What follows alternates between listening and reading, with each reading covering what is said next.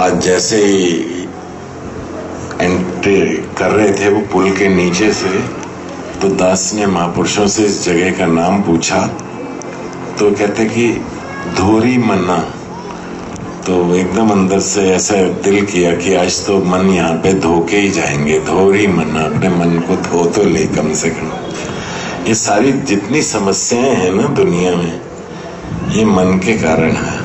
तो इसको धो लेते हैं, साफ कर लेते हैं, समस्या खत्म। भाई कपड़े गंदे हो जाएं तो धो लेते हैं, कोई भी चीज खराब हो जाए तो उसको धो लेते हैं। पर पता होना चाहिए कि कपड़े पे मैल कौन सी लगी है। ग्रीस लगी है तो ग्रीस के हिसाब से धोएंगे, वैसे ही हल्की फुल्की धूल मिट्टी है तो उसके हिसाब से धोएंगे। कोई रंग रुंग लग गया है, कलर लग गया है तो उस हिसाब से धोएंगे। बस मन को देखना है कि गंदगी कौन सी लगी हुई है, और इस गंदगी को साफ करने के लिए ही पीर पैगंबर इस धरती पर आते हैं। जितने धर्म शास्त्र वेद उपनिषद लिखे गए हैं, ये सब मन की सफाई के लिए लिखे गए हैं। और सफाई होने के लिए कपड़े को वॉशिंग मशीन में डालना पड़ता है, तो इस मन की सफाई के लिए ये साथ संगत वॉशिंग मशीन है, इसमें डालना पड़ता है। सत्संग वो गंगा है, इसमें जो नहाते हैं पापी से पापी भी पावन हो जाते हैं। पापी से पापी भी, दुनिया भर की अगर गंदगी लगी हुई है तो साथ संगत में आ जाएंगे, धुल जाएंगे। तो आप सब साथ संगत में आए गए हैं, तो हमने यहाँ से धुल के जाना है। और अगर धुल के नहीं गए तो इसका मतलब साथ संगत में नहीं आए, कहीं और होके आ रहे हैं, कि मैल और ज्यादा चढ़ा के आ रहे हैं, या बिल्कुल साफ होके आ रहे हैं। मैल कौन सी चढ़ी हुई है मनों को, जिसके कारण इस दुनिया के अंदर उपद्रव हो रहे हैं, क्लेश हैं, परेशानियां हैं। कोई लंबी चौड़ी मैल नहीं है, मैल है तेरी मेरी की। तोर मोर की जेवरी में बंद बांटा संसार, एक कबीरा ना बंधा जाके नाम आधार। तेरा और मेरा, इसी में सारे झगड़े हैं। आप झांक के देखें अपनी जिंदगी के अंदर, यही सबसे बड़ी गंदगी है। और ये गंदगी सतगुरु जब आते हैं, तो जब इसको अपनी सच्चाई बताते हैं, वास्तविक रूप बताते हैं इंसान को कि तू है क्या, तो ये जंजीर, तोड़ मोड़ की जेवड़ी, ये जंजीर टूट जाती है। यही मोह है, यही अटैचमेंट है। भगवान श्री कृष्ण जी रथ चला रहे हैं अर्जुन का, और युद्ध हो रहा है, शुरू हो गया है। कोई चारा नहीं, कोशिश तो बड़ी की थी भगवान श्री कृष्ण ने, ये लड़ाई झगड़ा ना हो, कई तरीके से। और उनके अपने ही आदमी पांडव ही भगवान श्री कृष्ण को रोकते थे कि क्यों जा रहे हो वहां पे शांति का प्रस्ताव लेके, क्यों नहीं चाहते तुम युद्ध। और भगवान श्री कृष्ण चाहते थे युद्ध से, लड़ाई से, झगड़े से कुछ हासिल होना नहीं है। कहते एक बार अंतिम लास्ट ट्राई और करता हूं। और जैसे ही लास्ट ट्राई करने के लिए जाने लगते हैं तो भीम खड़ा हो जाता है वहां, भीष्म। वो कहता है मैंने प्रतिज्ञा कर रखी है उसके दुर्योधन के खून से द्रौपदी के बाल धोऊंगा, और आप जा रहे हो शांति दूत बन के, मेरी प्रतिज्ञा का क्या होगा। तो भगवान श्री कृष्ण कहते हैं 100 प्रतिज्ञा टूटने के बाद भी अगर शांति मिल जाए तो भी समझो सस्ती है। अगर शांति कायम रहती है, शांतिलाल जी अगर शांति कायम रहती है तो उसके लिए जितनी मर्जी कुर्बानी भी देनी पड़ जाए वो कम है। ये पैगंबरों ने समझाया है। हाँ साथ संगत, शांति कायम नहीं रह सकती अगर मन में स्वार्थ आ जाए, अगर मन में तेरा मेरा आ जाए। अर्जुन भगवान श्री कृष्ण से कहता है युद्ध के मैदान में, ये बात समझने वाली है, अगर ये दिल में बैठ गई धुल जाएगा मन। कहता है कि मेरा रथ दोनों सेनाओं के बीच में ले चलिए। हम सबने सुनी है ये बात। और भगवान श्री कृष्ण अगर चाहते तो रथ को सीधा दुर्योधन के सामने ले जाके खड़ा कर देते, और अर्जुन और दुर्योधन हम जान सकते हैं, देखते ही अर्जुन फटाफट अपना बाण उठाता और वो 18 दिन का युद्ध 2 मिनट में खत्म हो जाता। इतना आग बबूला था अर्जुन, इतना ही आग बबूला था दुर्योधन। और रथ तो भगवान श्री कृष्ण ने ले जाना है ना। अर्जुन ने तो कह दिया कि दोनों सेनाओं के बीच में रथ ले चलिए, लेकिन भगवान श्री कृष्ण समझ गए क्रोध से भरा हुआ है ये अर्जुन, मोह से भरा हुआ है ये अर्जुन, अपना ही अपना सोच रहा है बस। तो वो ले जाके उस रथ को खड़ा करते हैं भीष्म पितामह के रथ के सामने, गुरु द्रोणाचार्य के रथ के सामने, कृपाचार्य के रथ के सामने। और अर्जुन जब देखता है कहता है कि इन अपनों से युद्ध करना है, ये तो मेरे अपने हैं। जिंदगी के अंदर तेरा मेरा जब आ जाता है तो आदमी ठीक कर्म नहीं कर पाता, अपने कर्म से गिर जाता है।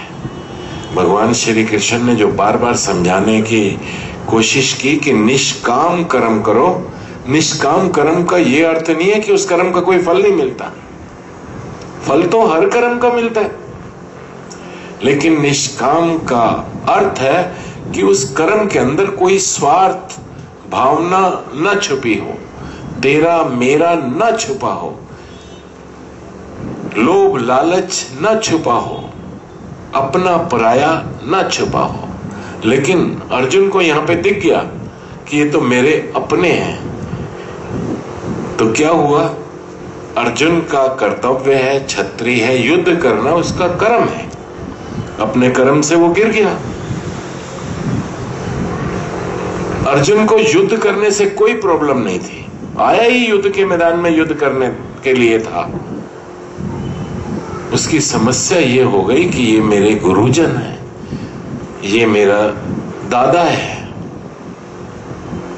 मेरे गुरुजन हैं, मेरा दादा है। अगर और किसी का दादा होता और किसी का गुरुजन होता तो अर्जुन को कोई प्रॉब्लम नहीं थी, वो तो आए युद्ध करने था, क्योंकि मेरा है। फंस गया अपने पराये में, ये कारण हो गया। और भगवान श्री कृष्ण ने क्या किया, फिर उसका मोह तोड़ा और पूरा गीता उपदेश हमारे सामने है। धीरे धीरे करके उसको समझाया गया कि तू है कौन, एक आत्मा, और ये सब ये भी एक आत्मा। तू सोचे तू इनको मार सकता है, आत्मा को कोई नहीं मार सकता। तू तो महज निमित्त मात्र होगा इनके शरीर को गिराने वाला, शरीर ही गिरेगा, आत्मा यही तो ज्ञान दिया। बहुत समय लगा और अर्जुन को माध्यम बनाकर भगवान श्री कृष्ण ने गीता रूप में हम सबके लिए ये मार्गदर्शन किया हुआ है। हमने उसको पढ़ना है, समझना है, और जो उसको समझाने वाला है, जो उसको समझता है, उसकी शरण में जाकर पूछना है कि भगवान श्री कृष्ण ने अर्जुन को क्या समझाया। और इतिहास हमारे सामने, उसने फिर युद्ध किया। अब युद्ध करने में उसको कोई मलाल नहीं था, अब युद्ध में जीते या हारे उसको कोई खुशी नहीं थी, वो अपना महज एक कर्म कर रहा था। लेकिन उससे पहले हम सबको पता ही है कि क्या क्या मीटिंगें होती थी उनकी आपस में, पांडवों की, उधर क्या क्या चलता था। लेकिन जिस समय अर्जुन की आंखें खोल दी भगवान श्री कृष्ण ने, पता लग गया कि ये सब एक सपने मात्र है। जिनको तू मारना चाहता है वो पहले ही मरे हुए हैं। वो तो सोच रहा था पहले कि मैं इनको मारूंगा तब मरेंगे।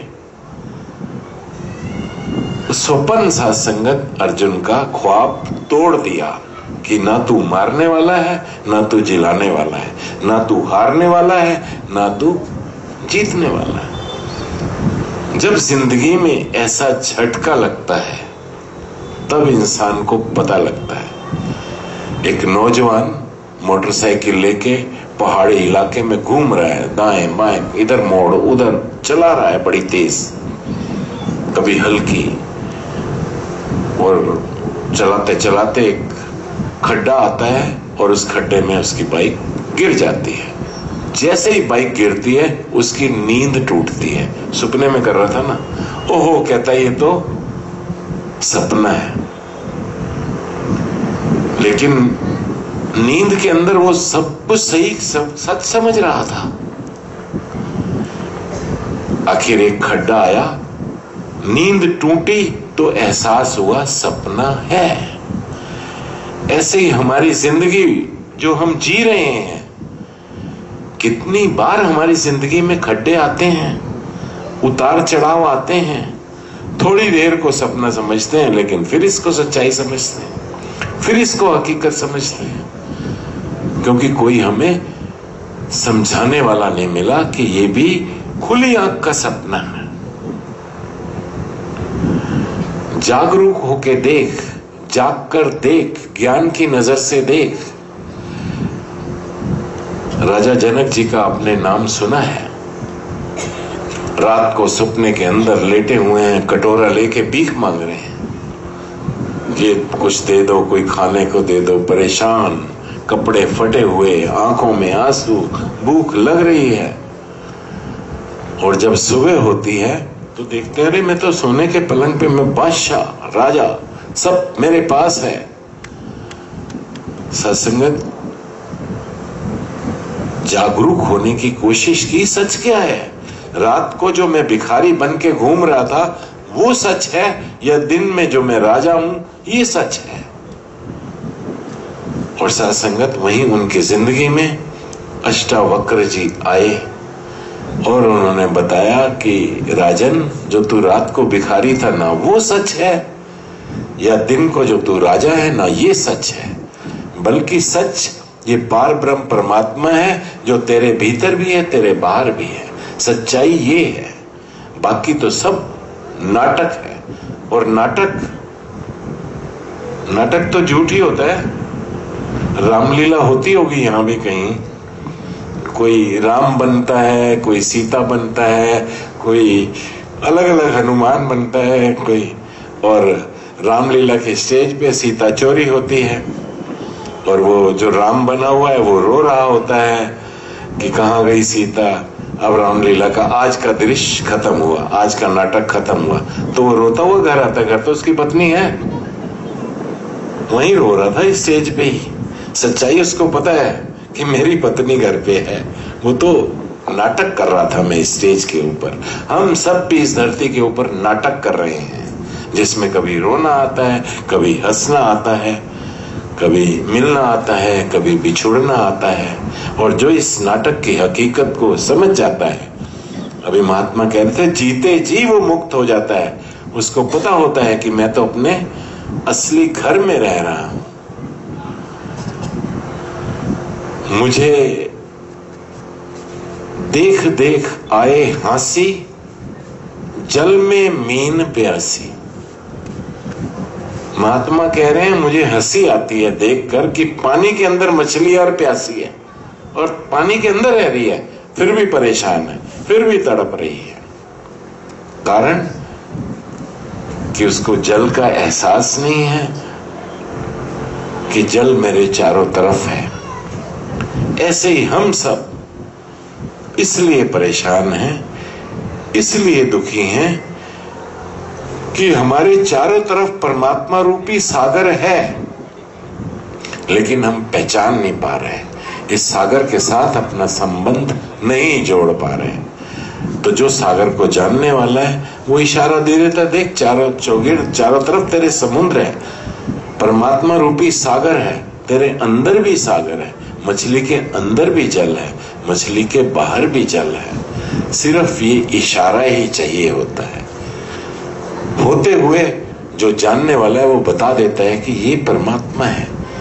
इससे ही तो अपने आप को अलग समझ के इस खेल के अंदर, इस नाटक के अंदर दुखी और सुखी हो रहा है, जबकि ना तू कभी आया था ना तू कभी जाएगा, तो हमेशा रहने वाला जो भगवान श्री कृष्ण ने अर्जुन को समझाया कि आत्मा है, आत्मा परमात्मा एक ही बात है, एक ही चीज है।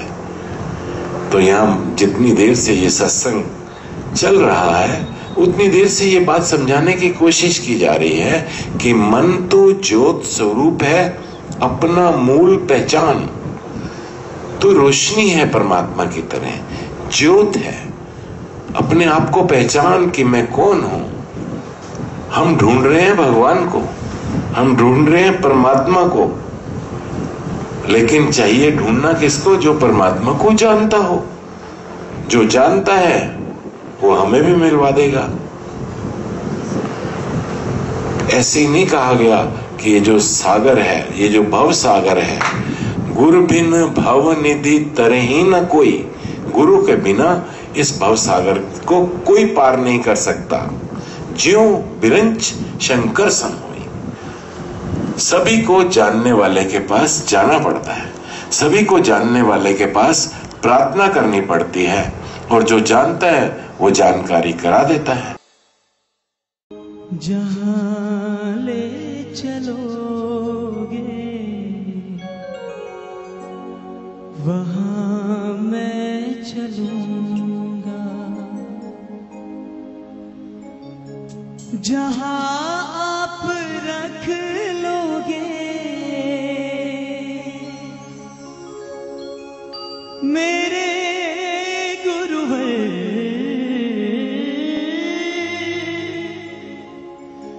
जहां आप रख लोगे वहीं मैं रहूंगा,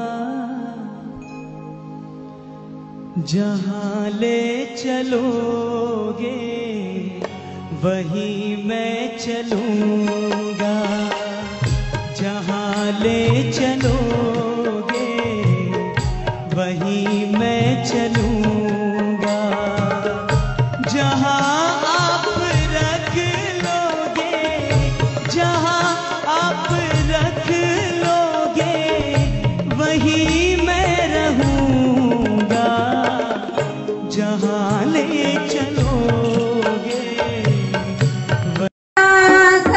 हमारा सतगुरु जी पधारा प्यारा भावना सा, हमारा माता जी पधारा प्यारा भावना सा, उगियो सोनेरो सूरज मारे आप आया, वहीं मैं चलूंगा, जहां ले चलोगे वहीं मैं चलूंगा।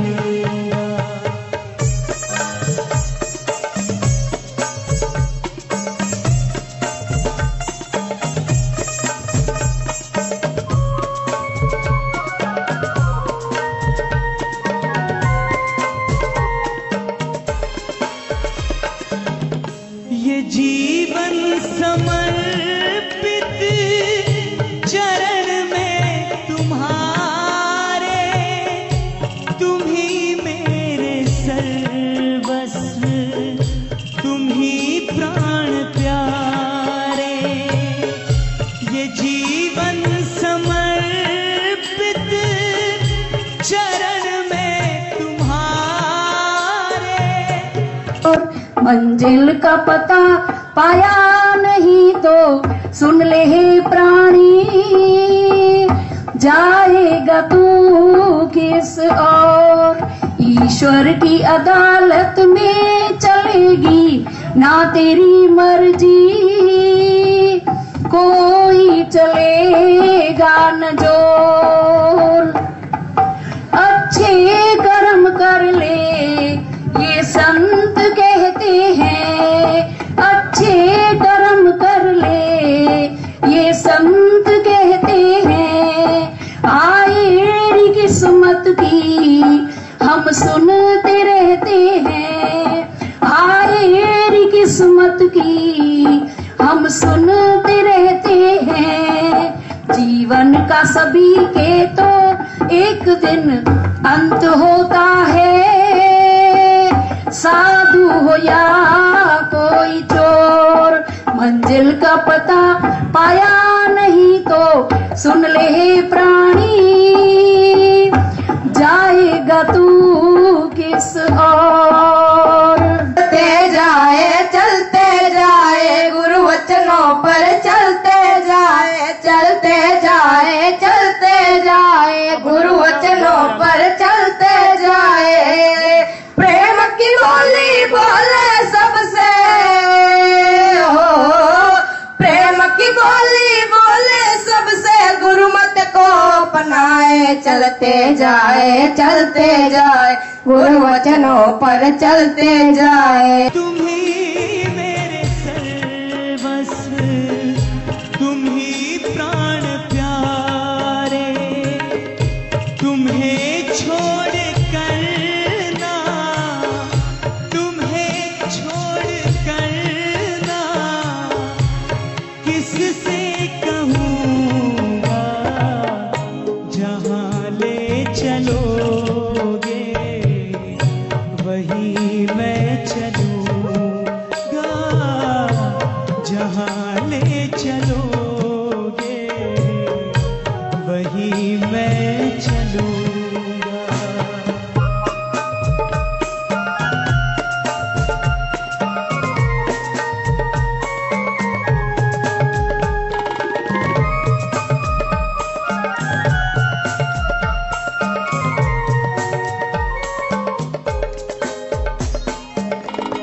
न कोई उल्हाना, न कोई अर्जी,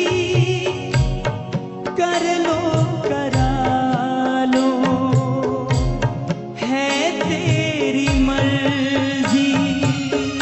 न कोई उल्हाना, न कोई है अर्जी, कर लो करा लो है तेरी मर्जी।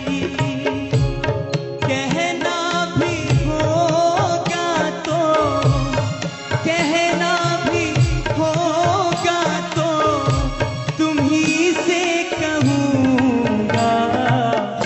जहाँ ले चलोगे वही मैं चलूँगा, जहाँ ले चलोगे वही मैं चलूँगा।